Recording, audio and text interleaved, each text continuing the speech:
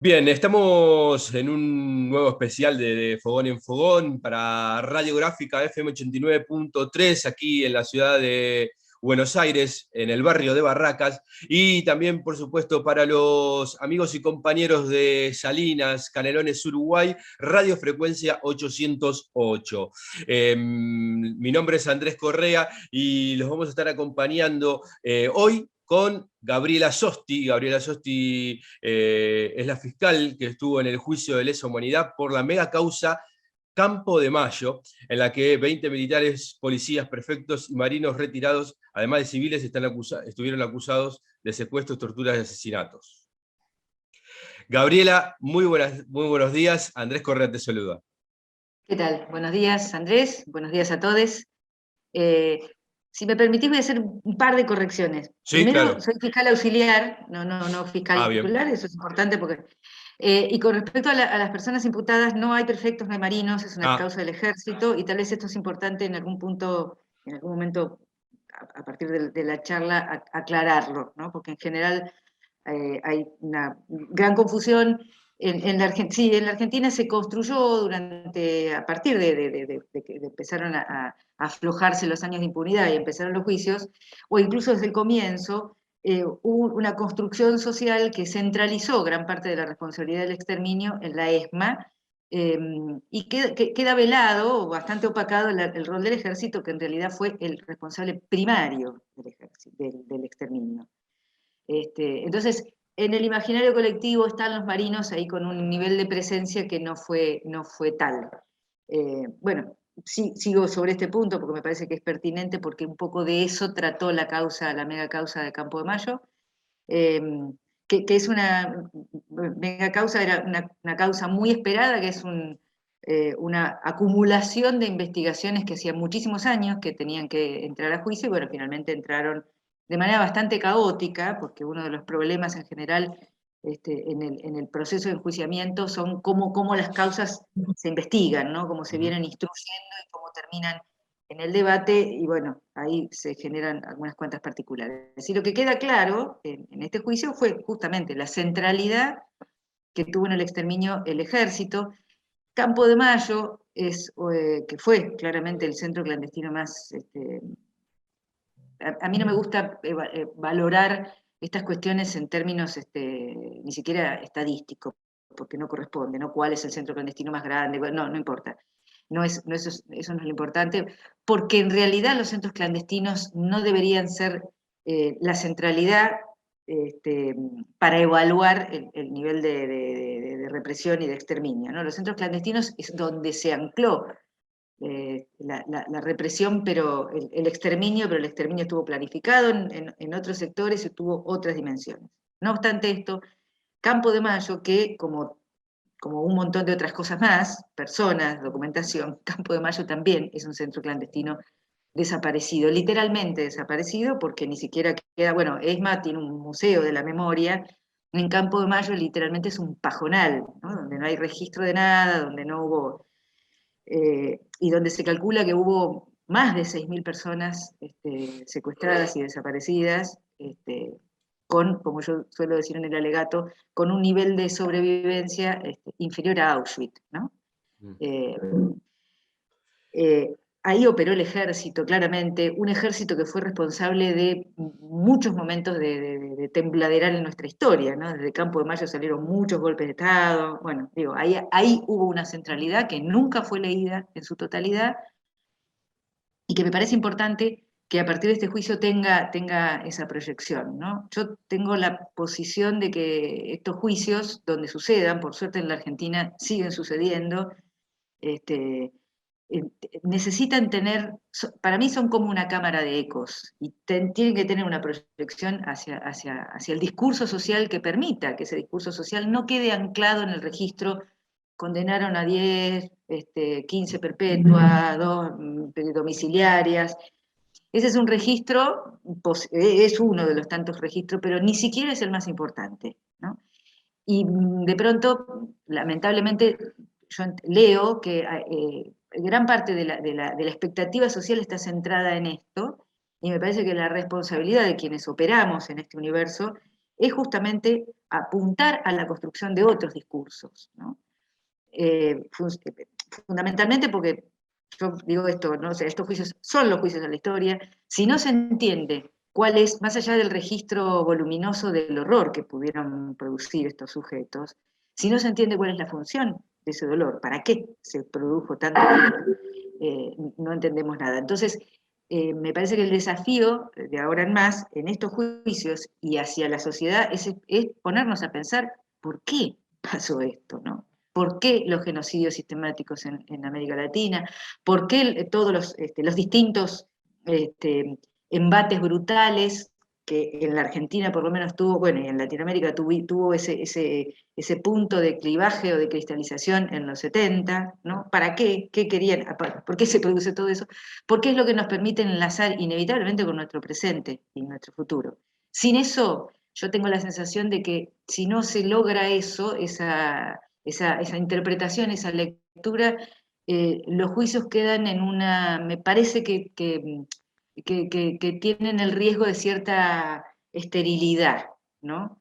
O sea, llegado el punto, después de 40 años, sí es importante condenar a los que empuñaron la picana o a los que estaban detrás de los escritorios haciendo algunas cuestiones. Pero si no leemos que esos tipos fueron amanuenses de un Estado que se puso a disposición de ciertos sectores del poder, ciertos sectores de la sociedad, oligárquica, aristocrática, monopólica, lo que quiera llamar, se pusieron a disposición para producir ese destrozo, nos quedamos sin esto, sin el registro de la teología y sin la posibilidad de pensar que eso puede pasar cada vez que ellos necesiten.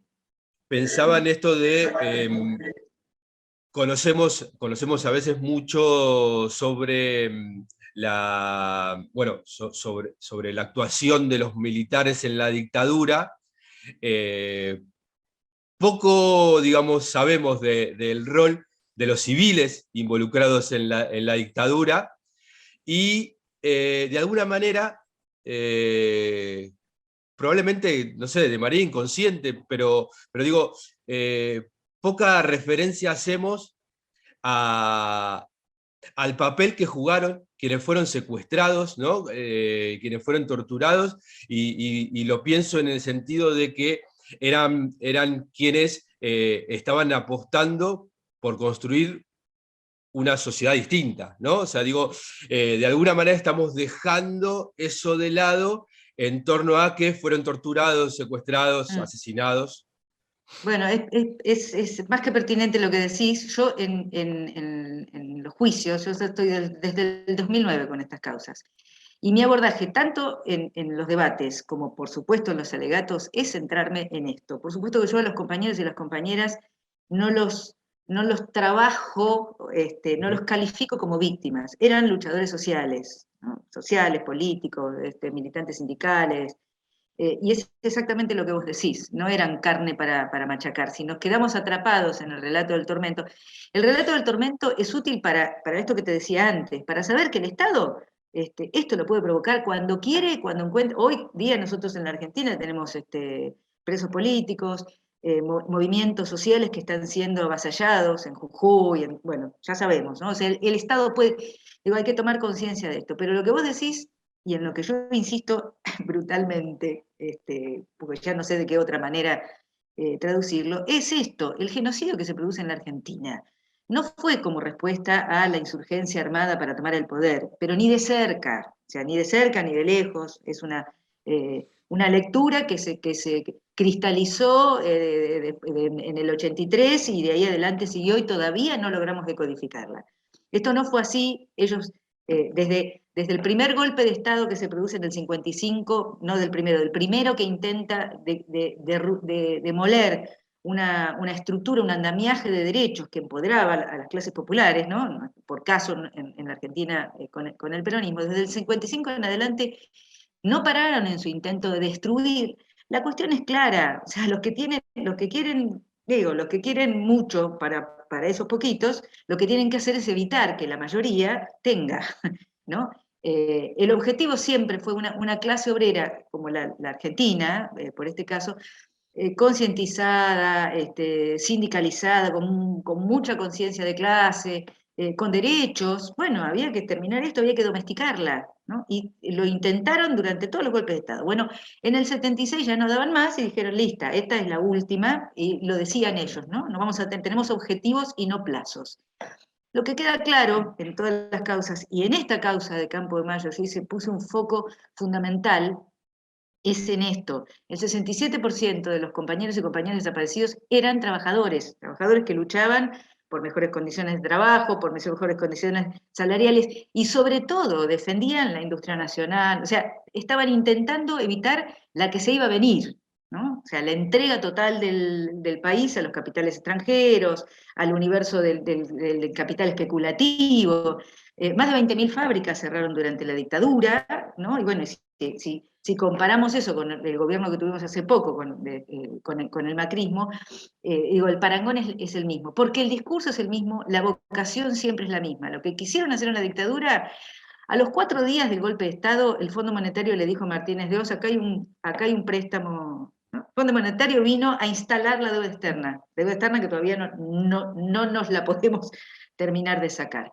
Eso es lo que pasa. Eso es lo que pasa con Argentina y con el resto de los países de Latinoamérica, ¿no? Para eso son los golpes de Estado y de eso hay que hablar. Fueron compañeros y compañeras que soñaron un país más justo, más inclusivo, por eso los mataron. Cuando uno dice, bueno, por algo habrá sido, sí, por eso fue, porque querían evitar que estos crápulas se sigan quedando con los beneficios de un país al que no aman, ¿no? Porque encima sueñan todo el tiempo en vivir en el exterior. Vienen acá, nos exprimen, nos hambrean, nos matan, nos torturan, nos hacen... y ellos quieren vivir afuera. De esto hay que hablar, por eso decía al principio, sí, son importantes las condenas, pero lo que está detrás, digo, la sangre de los compañeros alimentó arcas y privilegios, y eso no está siendo juzgado. Pero aunque no sea juzgado, lo importante es que sea leído y con nombre y apellidos mencionemos quiénes eran los dueños de las empresas. En la causa esta de Campo de Mayo, en una de las audiencias donde quiso declarar a su favor en la indagatoria uno de los imputados, el tipo cuenta que en las oficinas del Departamento 2 de Inteligencia de Institutos Militares, en Campo de Mayo, se hacían reuniones multitudinarias con los empresarios, con los dueños de las fábricas y de las empresas de la zona norte, o sea, la zona de la jurisdicción donde operaba. Los empresarios estaban ahí en Campo de Mayo mientras sus obreros estaban siendo torturados, ¿no? Como para entender, digo, iconográficamente esa escena es potente. ¿Qué estaban haciendo? Más allá de que se pueda identificar y juzgar penalmente a esos sujetos y responsabilizarlos concretamente de la tortura, de las desapariciones. Lo importante es saber qué resortes tocan estos tipos una y cada vez que necesitan para producir lo que no les importa si se produce una masacre, no importa. Ellos quieren dar rienda suelta a su gula, ¿no? Y así como pasó, digo, tanta lucha en la historia de la humanidad, ¿no? Tanta lucha de los sectores populares en la historia de la humanidad, y volvemos siempre al mismo punto. Digo, los trabajadores siempre están, y estamos, porque me incluyo como trabajadora judicial, privilegiada pero trabajadora al fin, tratando de desmarcarnos de esa situación de ser siervos de la gleba, y cada vez más, ¿no? Porque estamos en un... Entonces, pensar esto en los 70 es la posibilidad de pensar qué es lo que tenemos que evitar. Gabriela, te iba a preguntar con respecto, en Uruguay hubo un plan sistemático de encarcelamiento de los militantes populares, sindicalistas. La mayoría de los desaparecidos uruguayos fue aquí, en la Argentina. En la Argentina. Eh, y vos te he escuchado hablar y marcás mucho el concepto de que lo que aquí se dio fue un genocidio. Digo, ¿por qué es importante remarcar ese concepto? A ver, el tema de genocidio, bueno, ahora recientemente acá en la Argentina, la Cámara de siempre, la que integra a Jacobucci, entre otros, largó una resolución. A ver, El derecho, que es uno de los discursos más toscos de la sociedad, es una construcción de sentido, con un capital, con una potencia simbólica muy, muy potente, pero no es otra cosa más que una lucha de poder. Es así, cómo se construye, qué se define, bueno, no es otra cosa más que eso. El genocidio es el crimen de crímenes, ¿sí? Y en general nosotros, en la Argentina, no tengo muy en claro en Uruguay, ese concepto ha ganado, ha quedado atrapado en el discurso social, sociológico, histórico, y no en el jurídico, porque tiene algunos condicionamientos más o menos complejos, obviamente superables, porque no es que no se pueda condenar por genocidio.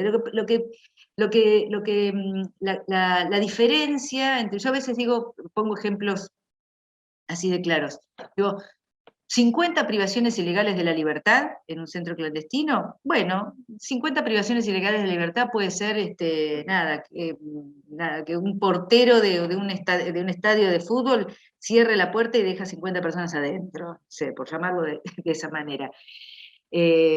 Tormentos hoy día hay en las cárceles. Y homicidios alevosos hay, las fuerzas policiales también. Ahora, cuando hay un plan donde se selecciona a una porción de la sociedad como una otredad negativa, se la convierte en enemigo a exterminar, eso tiene una cualidad ontológica muy diferente a los crímenes comunes. El bombardeo en Plaza de Mayo, en la Argentina, es un delito de lesa humanidad porque es un atentado a la población civil, indiferenciado, tiraron bombas y murió lo que murió. Ahora, cuando yo selecciono personas para el exterminio, selecciono a los luchadores sociales, políticos, militares, militantes, estoy marcando una característica, o sea, el perpetrador está construyendo el recorte de las personas, eso es genocidio. Tiene muchas otras características además de esta planificación, porque las consecuencias de los genocidios en general en el mundo tienen una proyección muy profunda en las sociedades. Nosotros somos una sociedad posgenocida, la seguimos palpando, ¿no? Todavía no hemos saldado la historia, todavía, y cada tanto, si no seguimos sosteniendo nuestra construcción discursiva, nos vemos enfrentados a embates brutales de los discursos de siempre, como que, bueno, que ahora están teniendo una vitalidad preocupante hoy día, ¿no? De la teoría de los demonios, ahora están queriendo, en la Argentina están queriendo intentar que se juzguen a las organizaciones político-militares, o sea, es una pelea política, siempre fue una pelea política el derecho, y una pelea por la historia, ¿no? Y la pelea por la historia en el mundo, pero sobre todo en nuestros países, es de los ricos contra pobres, es así. Gabriela, te iba a preguntar cómo es que, en definitiva, se da en Argentina, ¿sí? Esto que para algunos, en Uruguay, por ejemplo, digo particularmente, que es donde conocemos, la posibilidad de tener estos juicios, ¿sí? En Uruguay, además de existir una ley que dificulta bastante el poder enjuiciar, y son muy poquitos los militares y civiles que fueron sometidos a juicio, digo, ¿cómo es que Argentina ha logrado llevar adelante esta política de juicios de lesa humanidad? Bueno, la militancia popular en la Argentina, a pesar de la masacre, fue y sigue siendo una militancia muy, muy potente, tal vez una de las más potentes en Latinoamérica, y esto sin calificar. Desde el segundo día de la dictadura, los compañeros y compañeras empezaron a militar para evitar la impunidad. Desde que se empieza a conocer qué es lo que empezó a pasar, de qué se trató ese plan, cada compañero que podía salir al exterior a denunciar, se construyó un universo de sentido y de lucha efectiva por los derechos humanos desde el comienzo de la dictadura, ¿sí? Lo que los dictadores calificaron campaña anti-argentina en el exterior eran los compañeros que estaban llevándose como podían la enorme cantidad de información que había sobre lo que estaba pasando para empezar a luchar por eso. Y los compañeros, por ejemplo, hace 2 años, yo estuve a cargo de la causa de contraofensiva montonera. La contraofensiva montonera fue una de las últimas acciones políticas de montoneros, que eran los que tenían más capacidad en el exterior, más capacidad de articularse y reorganizarse. Lo que hicieron estos compañeros, más todos los compañeros, no solamente argentinos, sino los que podían de Latinoamérica, fue empezar a militar en contra de la impunidad donde podían, en Francia, en Italia, en España. Hablaron con el Vaticano tratando de parar esta masacre, y cuando volvieron, hay una particularidad: la Argentina tuvo una de las dictaduras más cortas, fueron 8 años. Bueno, eso tiene en gran medida que ver no con Malvinas, sino con la militancia y la resistencia popular, de las organizaciones, de lo que había quedado y del resto de los compañeros que estaban acá, escondidos abajo de la mesa, pero militando, teniendo en claro que cuando tenían oportunidad de salir a la calle militar, y salieron. Esa es la construcción social poderosa que creo que todavía está en nuestra médula.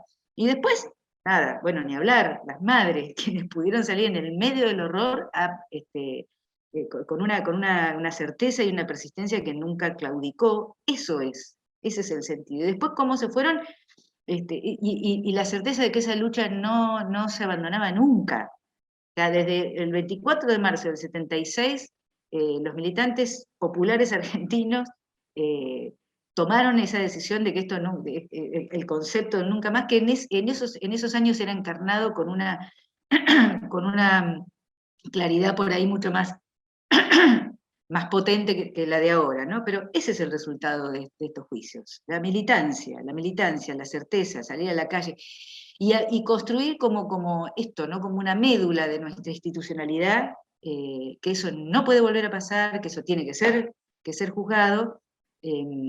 Y costó un montón, ¿no? Porque ya sabemos todo. O sea, ellos lograron las leyes de impunidad, porque ese sector, así como el pueblo tiene una conciencia de clase y de militancia muy fuerte, las oligarquías argentinas también tienen sus artefactos. Uno de sus grandes artefactos es el Poder Judicial, obviamente, en general en Latinoamérica, ¿no? Donde ahí anclan y desde ahí operan.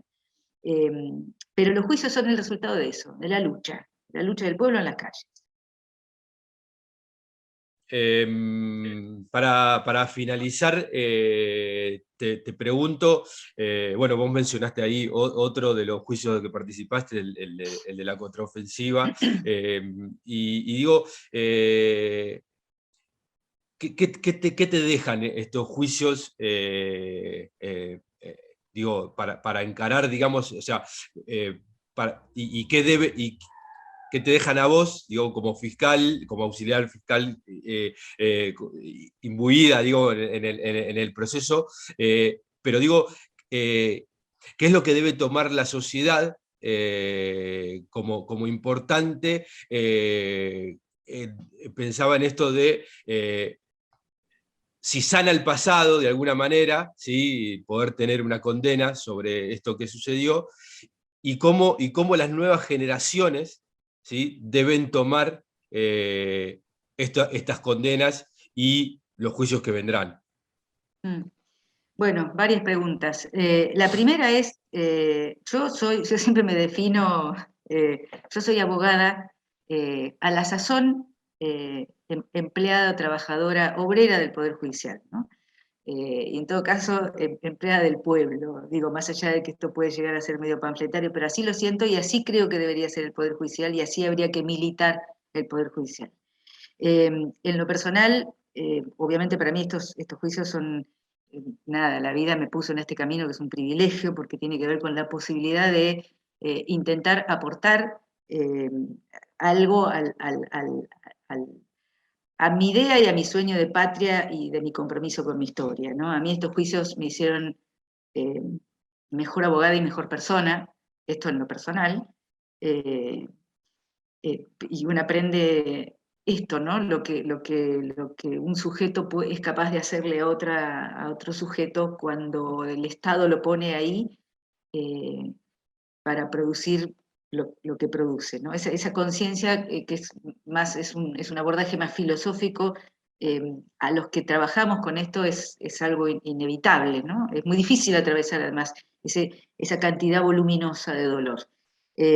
Con respecto a lo que vos decías, las condenas, yo no, en general, dentro del universo penal, yo no soy de las que le gusta la prisión. Digo, no, no me gusta que la gente vaya a prisión. Pero las sanciones, la condena, es lo que en definitiva marca, a la sociedad le marca, bueno, esto está mal, esto no se hace, ¿no? Chachás en la cola. Digo, las condenas, y las condenas cuando son importantes, lo que tienen que dejar como registro es eso, esto no se hace y cada vez que vuelva a pasar se va a volver a juzgar, eso por un lado. Pero después está lo otro que decía antes, ¿no? Y esto en función de de qué le transmitimos, de qué le legamos a las otras generaciones. Hoy día la mayoría de los jóvenes, muchísimos jóvenes en Argentina, no tienen ni idea, no de la existencia de los juicios, no tienen ni idea de qué pasó en los 70.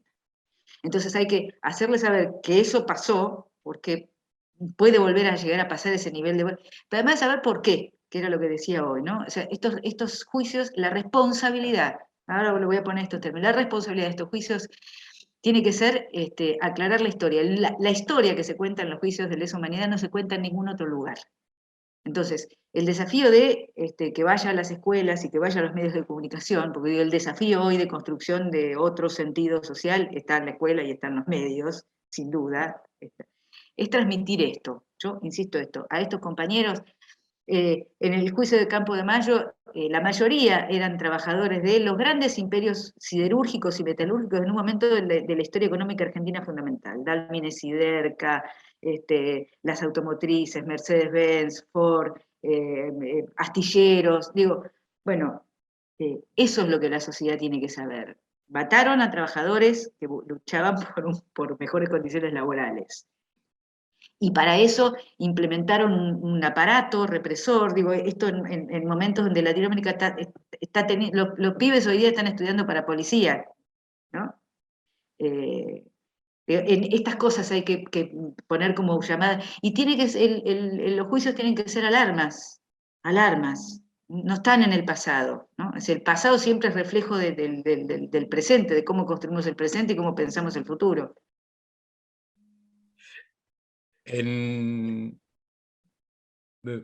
Digo, esto que capaz que es una... pero pensaba en esto que vos decís, y con respecto a... creo que nadie vio venir el desastre, digo, hubo otras dictaduras, ¿no? En la Argentina. Y esto que ocurrió a partir del 76 demuestra en parte que siempre pueden ir por más, ¿no? O sea...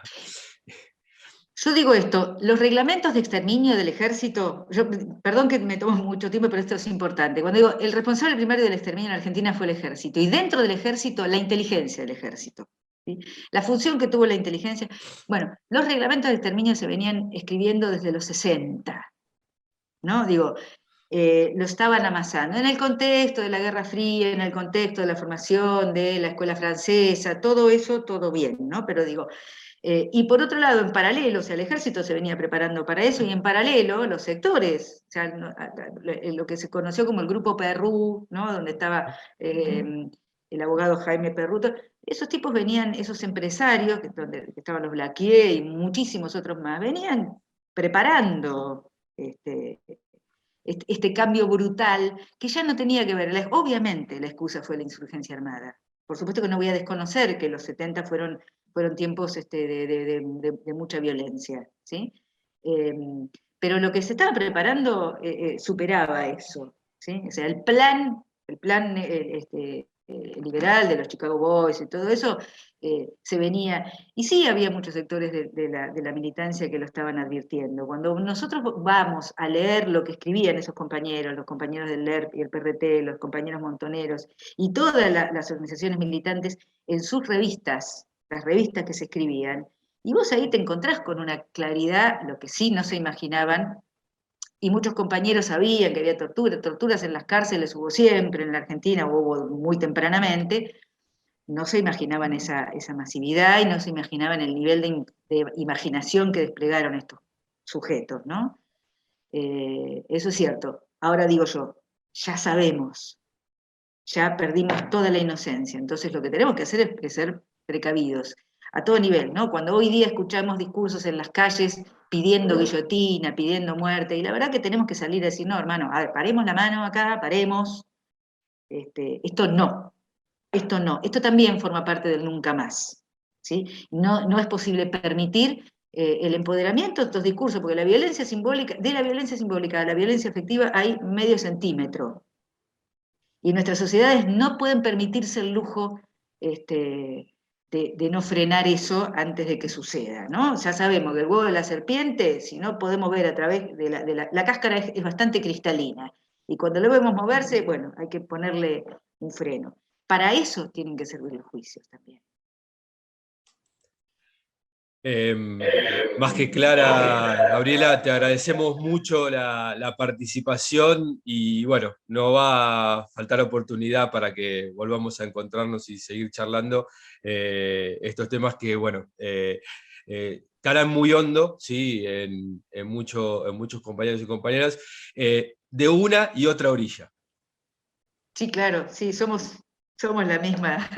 Igual, para mí las dos orillas son diferentes. Nosotros estamos en el mismo puente, parados en el mismo Obvio, puente. Bueno, obvio. gracias a ustedes por difundir, que me parece que es la tarea fundamental en este momento, construir difundiendo desde estas otras voces, así que gracias por convocarme.